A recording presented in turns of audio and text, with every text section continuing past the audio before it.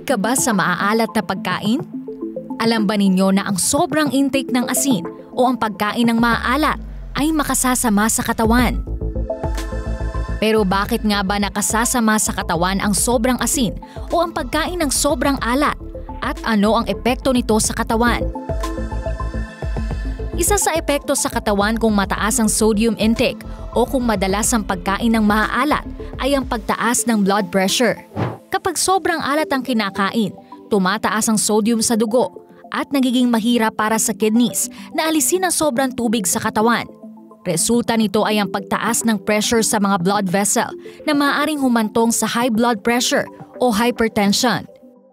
Dahil nahihirapan ng kidneys na maglinis ng dugo, maaari itong maging sanhi ng kidney damage. Ang kidneys ang nag-aalaga sa balanse ng tubig at sodium sa katawan. Kapag palaging mataas ang sodium levels, nasusobrahan ang trabaho ng kidneys at maaaring masira ang kanilang function na pwedeng magdulot ng chronic kidney disease o kidney failure.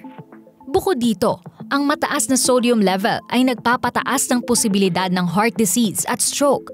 Dahil sa matinding strain sa blood vessels, nagiging mas mataas ang risk ng mga kondisyon tulad ng heart attack. Bukod sa epekto sa puso, kidneys at blood vessels, nagiging sanhi rin ng dehydration at electrolyte imbalance ang sobrang intake ng sodium. Ang sobrang alat ay nakakapagpataas ng uhaw dahil kinukuha ng katawan ng tubig mula sa cells para balansehin ang sodium.